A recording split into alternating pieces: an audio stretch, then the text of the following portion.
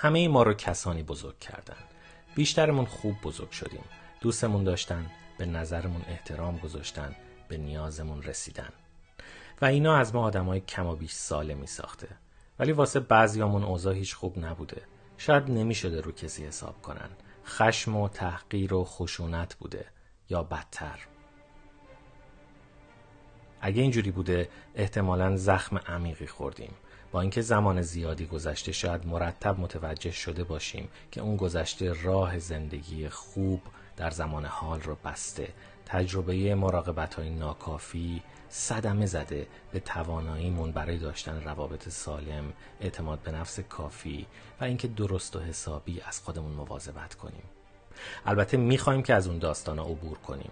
یه چیز نامتعادل بیرحمانه در این ایده هست که 12 سال اول عمر تکلیف کل زندگی رو تعیین میکنه. گذشته رو نمیشه عوض کرد، ولی این امکان هست که دست کم بعضی از تبعاتش رو درست کنیم. میشه این رو با روند موثری به نام پدر و مادری کردن برای خود انجام داد. رفتار والدین الگویی رو تو ذهنمون پای ریخته که باید چطور به چالش‌ها پاسخ بدیم، ولی لازم نیست تا ابد در حضانت اون مراقبین سالهای اول عمر بمونیم. به طور طبیعی میتونیم پدر مادر خودمون بشیم. معنیش اینه که میتونیم تو سختی خودمون رو تسلی بدیم و مشکلاتمون رو با مهربونی و خلاقیت تفسیر کنیم.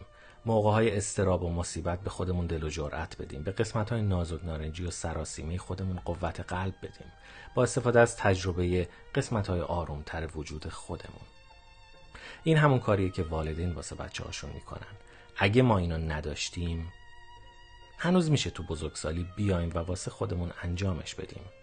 یک بخش روح میتونه با بخش دیگه حرف بزنه. یه نیمه نقش وزنه تعادل سالم و انعطاف پذیر رو برای نیمه دیگه بازی کنه. مراقبین قبلی ما قرار نیست روح ما رو محدود کرده باشن. میتونیم به شکل نمادین خودمون رو بغل کنیم. با تجربه کمبودایی که تو والدینمون بوده باید متخصص نگهداری از خودمون شده باشیم، نه متخصص انتقاد از اونا. باید نقشه راهی بشه برای یه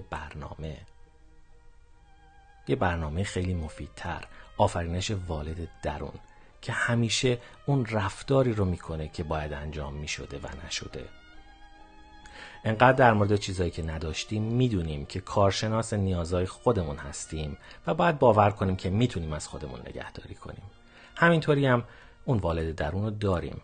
از خیلی جهات نقطه مقابل والد بیرونی ماست. هرچند کودکی در زمان مادی یک بار بیشتر نیست، در زمان روانشناسانه تا ابد تکرار پذیره. مای 5 ساله هنوز اونجاست. میشه باهاش طوری حرف زد و جوابشو داد که اونجوری که لازمه بالغ و قوی بشه. باید از این ظرفیت نادیده انگاشته تعویض والدین استفاده کرد.